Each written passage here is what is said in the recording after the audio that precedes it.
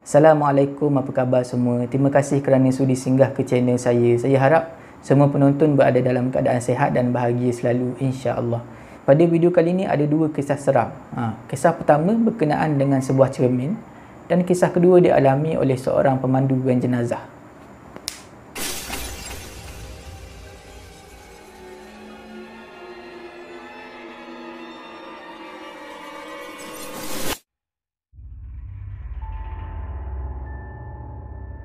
Kisah pertama ni dialami oleh Ita. Ita ni dia tinggal di sebuah rumah, rumah apartmen lah, bersama dengan ibu dia di tingkat 3. Di tempat apartmen tempat Ita tinggal ni, ada satu kawasan yang dibuat tempat pembuangan sampah. Dan tempat pembuangan sampah tu dia terletak dekat dengan lift di tingkat bawah.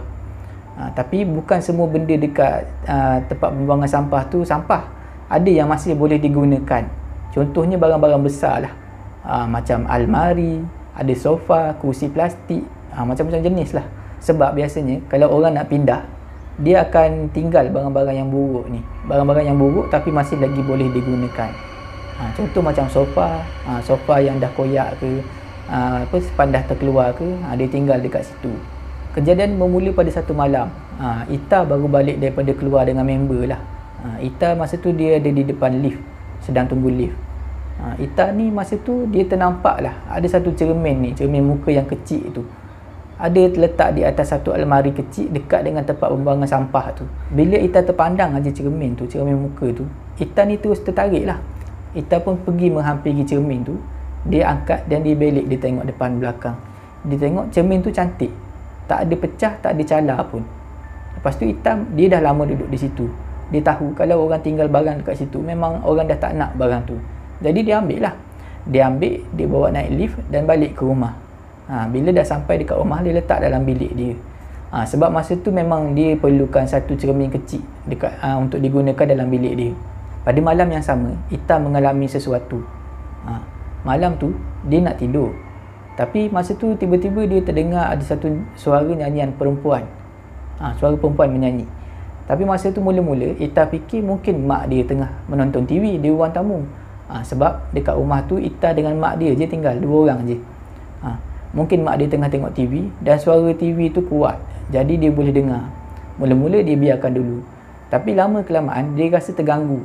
Dia rasa tak boleh nak tidur sebab dengar suara nyanyian perempuan tu. Jadi Ita ni dalam keadaan bilik dia yang gelap tu, dia pun bangunlah. Dia bercadang nak buka pintu, nak pergi ke ruang tamu lah, nak bagi tahu mak dia perlahankan sikit suara TV, dia nak tidur. Tapi bila Ita ni buka je pintu bilik, Ita tengok keluar, gelap, tak ada orang dekat ruang tamu, TV pun tak terpasang. Masa tu suara nyanyian tu dah tak ada. Jadi Ita fikir mungkin mak dia baru lepas off TV, dah tutup TV, dah masuk dalam bilik. Jadi tak apalah, Ita pun tutup balik pintu bilik dia, kembali ke katil dia dan tidur. Keesokan harinya, pada malam harinya, benda yang sama berlaku pada Ita. Ita dengar lagi suara nyanyian perempuan yang sama macam semalam. Tapi kali ni Ita dia dah malas nak bangun, nak pergi jenguk ke ruang tamu. Dia cuma ambil bantal dan tutup telinga dia. Dan dia tidur keadaan macam tu je lah. Keesokan paginya, masa tengah makan pagi, Ita ni bagi tahulah mak dia, mak, kalau boleh nak tengok TV malam-malam tu, janganlah kuat sangat suara TV-nya. Ita dah 2 malam dah susah nak tidur sebab dengar orang menyanyi. Lepas tu mak Ita jawab lah, kau ni mengarut apa Ita? Mana ada mak tengok TV malam-malam? Mak lepas isyak terus tidur. Tak ada maknanya mak nak tengok TV kat ruang tamu tu seorang-seorang malam-malam. Lepas tu Ita pelik lah. Mak biar betul, sebab dah 2 malam Ita dengar suara perempuan menyanyi. Lepas tu mak Ita ni macam nak menakut-nakutkan dia. Jangan-jangan yang kau dengar tu. Tapi belum sempat mak Ita ni macam menakutkan dia, Ita dah potong. Mak janganlah cakap macam tu, Ita ni dah lah penakut. Pada malam harinya, Ita dengar lagi benda yang sama, suara nyanyian perempuan. Tapi kali ni Ita dalam keadaan yang takut, sebab dia dah tahu sebenarnya bukan suara daripada TV. Nyanyian tu bukan daripada TV. Sebenarnya suara nyanyian tu bila Ita dengar betul-betul, nyanyian perempuan tu dalam bilik dia. Jadi Ita memang dalam keadaan takut masa tu. Ita ni dalam keadaan baring masa tu, baring atas katil dia. Mata dia melilau ke dalam bilik. Bilik dia gelap masa tu. Pada masa itulah Ita sangat-sangat terkejut apabila dia terpandang cermin yang dia letak dekat atas meja depan katil tu. Dekat dalam pantulan cermin tu ada satu wajah ni sedang senyum sambil pandang ke arah Ita yang sedang baring tu. Ita bila nampak aja muka yang sedang senyum dekat dia tu, terus bangkit daripada katil dan berlari keluar bilik dan pergi ke bilik sebelah, bilik ibu dia. Bila Ita masuk dalam keadaan macam tu, mak Ita ni terkejut lah. Ya Allah, terkejut aku, kau ni kenapa Ita? Sebab Ita masuk dalam keadaan berlari dan muka Ita ni macam nak menangis. Jadi Ita masa tu memang tak boleh nak bercakap, dia cuma tunjuk aje. Dia tunjuk kat bilik dia je. Lepas tu dia dah bertenang sikit, barulah dia duduk sebelah mak dia dan dia ceritalah. Ita sebenarnya 2 hari lepas ada ambil satu cermin ni. Dia ceritalah, dia letak dalam bilik semua. Lepas tu dia nampak, dia dengar orang menyanyi. Lepas tu dia nampak muka yang senyum dekat dia tu semua. Dia cerita. Bila mak Ita dengar, terkedu jugalah. Memang tak boleh nak berkata apalah. Lepas tu mak Ita ni disenyap aja. Dia macam berfikir apa yang nak dibuat. Lepas tu mak Ita ni buat keputusan lah. Ita macam ni, kita ambil cermin tu, kita letak balik dekat tempat yang kamu ambil hari tu, malam ni juga. Sebab dia orang dah tak ada pilihan. Dia orang nak minta tolong siapa kan? Dia orang dekat rumah tu 2 orang aje. Lepas tu 2 beranak ni pun pergilah ke bilik Ita, dan mak Ita pasang lampu. Masa tu memang dah tak ada dengar nyanyian perempuan ke apa, tak ada dah. Dan dia orang pun pergilah dekat cermin tu. Bila dia orang tengok cermin, dah tak adalah muka yang senyum tu, dah tak ada. Jadi mak Ita ni ambil cermin tu dan ajak Ita keluar rumah nak pergi letak balik cermin tu lah. Jadi dua-dua orang dah keluar daripada rumah. Masa tu nak menuju ke lift. Cermin ada dekat mak Ita masa tu, ada di tangan mak Ita. Masa nak pergi dekat lift tu, kaki mak Ita ni terasa sangat-sangat berat. Susah nak berjalan sampai tahap kena heret kaki dia sendiri sebelah. Sebelah kaki dia berat. Tapi masa tu mak Ita dia tak mengalah. Dia banyakkan selawat, dia banyakkan zikir sambil berjalan tu, berjalan perlahan tu. Dan akhirnya berjayalah 2 beranak ni masuk ke dalam lift dan turun ke bawah. Bila dah sampai ke bawah, lift dah terbuka. Mak Ita memang dah tak boleh nak berjalan sebab kaki dia macam dah dipaku. Rasa macam memang dah tak boleh bergerak langsung. Bila Ita tengok mak dia macam tu, Ita ni ambil cermin daripada tangan mak dia dan terus berlari ke arah almari kecil tempat dia ambil cermin tu 2 hari lepas. Dia ambil, dia letak, dia berlari, dia letak dekat atas almari kecil tu, dia tinggalkan kat situ dan dia berlari balik dekat dalam lift. Bila dah masuk dalam lift, Ita ni memang minta maaf, sangat-sangat minta maaf dekat mak dia sebab dah menyusahkan mak dia. Dan Ita ni berterima kasih dekat mak dia sebab tolong dia bawa turun cermin tu ke bawah. Masa tu kaki mak Ita dah okey, dah tak berat macam tadi. Lepas tu mak Ita ni pesan lah, itulah lepas ni hati-hati sikit, barang yang tak tahu tuan ni jangan diambil. Jadi Ita belajar sesuatu lah daripada peristiwa tu. Kisah kedua dialami oleh Pak Bakar. Pak Bakar ni dia adalah seorang pemandu van jenazah dan dia dah lama bekerja lah, dah puluhan tahun lah. Dah macam-macam keadaan, macam-macam peristiwa dia alami sepanjang menjadi pemandu van jenazah ni. Dan cerita yang akan dikongsikan ni hanyalah salah satu pengalaman yang pernah dilalui oleh Pak Bakar. Masa kejadian ni berlaku, masa tu baru lepas Zuhur. Pak Bakar pada waktu ni dia baru saja sampai ke satu kawasan perumahan apartmen ni. Sebab dekat situ ada salah satu rumah tu yang ada kematian. Dan perlukan khidmat van jenazah. Masa Pak Bakar sampai tu, dia tengok dekat bawah blok apartmen tu, orang dah ramai. Tapi tak nampak lagi ada keranda ke, ada orang yang sedang tunggu van jenazah ke, dia tak nampak lagi. Jadi Pak Bakar fikir mungkin dia datang terlalu awal. Jadi Pak Bakar keluar daripada van, lepak dekat luar sambil hisap rokok. Tapi bila dah habis sebatang rokok tu, Pak Bakar tengok keadaan masih lagi sama. Jadi maknanya lambat lah. Orang-orang ni lambat bersedia. Pak Bakar pun pergilah menghampiri orang ramai tu kat bawah. Lepas tu bila Pak Bakar sampai dekat diorang tu, Pak Bakar tengok keadaan kecoh, bising. Pak Bakar ni macam-macam, dia terdengar cerita macam-macam. Bila daripada satu sudut ni, Pak Bakar dengar ada seorang pakcik dengan makcik ni sedang bersembang, sedang bercakap lah. Pak Bakar terdengar dia orang ni bercakap. Dia orang cakap, jenazah dekat atas tu ada masalah. Orang tak boleh nak angkat jenazah tu sebab jenazah tu terlalu berat. Jadi bila Pak Bakar dengar macam tu, dia terkejut lah. Sebab selama ni dia bekerja, memang dia pernah dengar pasal kes macam ni, kes jenazah berat.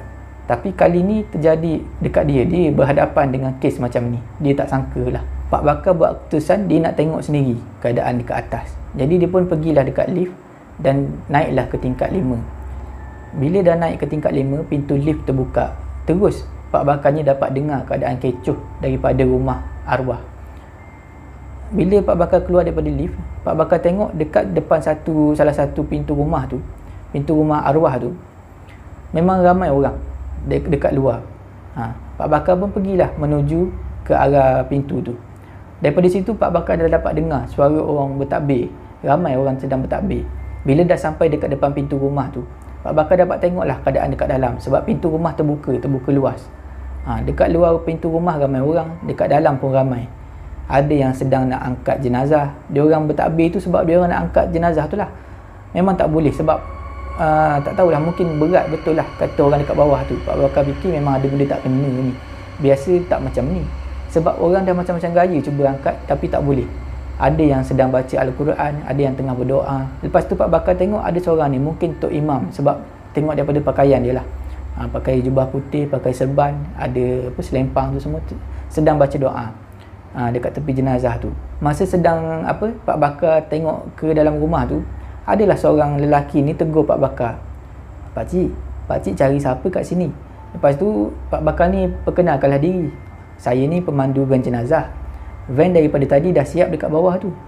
Lepas tu lelaki tu bercakap dengan Pak Bakar, minta maaf cik, harap cik dapat tunggulah sekejap sebab kami ada masalah dekat sini. Lepas tu tak apalah, Pak Bakar ni pun tunggulah dekat depan pintu depan tu. Masa menunggu tu, di luar tu, Pak Bakar ni memang fikir memang ada benda tak kena lah. Dengan izin Allah, pada masa tu Pak Bakar dia ternampak di belakang pintu depan rumah tu ada satu objek yang berwarna hitam, seakan-akan bungkusan, melekat dekat pintu tu, dekat bahagian belakang pintu. Bila Pak Bakar terpandang aja bungkusan hitam tu, hati dia terasa tak sedap. Macam benda ni bukan benda biasa. Jadi Pak Bakar ni panggil balik lelaki tadi tu. Cik, boleh tak cik tolong panggil Tok Imam tu datang kat sini sekejap. Lepas tu lelaki tu panggilkanlah Tok Imam tu. Tak lama lepas tu datanglah Tok Imam tu. Assalamualaikum. Dia bersalam dengan Pak Bakar. Pak Bakar pun sambutlah salam. Waalaikumsalam. Lepas tu Pak Bakar ni dia tunjuk dekat Tok Imam tu kat belakang pintu. Masa Tok Imam nampak aja benda bungkusan hitam dekat belakang pintu tu, terus saja dia beristighfar, astagfirullahalazim. Dan Pak Bakar tengok Tok Imam tu tak putus-putus dekat mulut dia baca bacaan ayat suci Al-Quran. Dia capai benda tu, dia cabut daripada pintu belakang pintu tu dan dia hembuskan dekat bungkusan hitam tu. Lepas tu Tok Imam tu letak dalam poket. Tok Imam tu bersalam sekali lagi dengan Pak Bakar. Terima kasihlah cik. Kita orang dah tak tahu nak buat apa sebenarnya. Boleh jadi benda ni lah, bungkusan hitam ni lah punca jadi masalah ni. Lepas tu Tok Imam tu masuk balik ke dalam. Dan dia panggil lagi orang-orang yang tadi cuba nak angkat jenazah tu, cuba sekali lagi. Tapi sebelum tu dia baca dulu satu doa. Lepas dia dah habis doa, barulah dia minta orang cuba sekali lagi. Bila cuba sekali lagi tu, alhamdulillah mudah aja. Jenazah tu terangkat daripada lantai. Bila dah nampak orang dah berjaya angkat jenazah tu, Pak Bakar ni cepat-cepatlah pergi ke lift dan turun ke bawah untuk siapkan van dia. Tak lama lepas tu menyusullah Tok Imam ni dengan orang-orang yang bawa jenazah tu sekali semua. Bila sampai dekat bawah, Pak Bakar boleh dengar Tok Imam ni dia buat pengumuman dekat bawah, dekat orang ramai dekat bawah. Assalamualaikum semua orang yang hadir. Dia buat pengumuman lah. Jika arwah ni ada hutang dengan sesiapa, tolonglah berurusan dengan waris arwah. Lepas tu dia Tok Imam tu sambung lagi. Kalau arwah ni pernah buat salah dengan sesiapa, sakitkan hati sesiapa, tolonglah maafkan si arwah ni. Sebab kita pun satu hari nanti sama juga akan mati juga.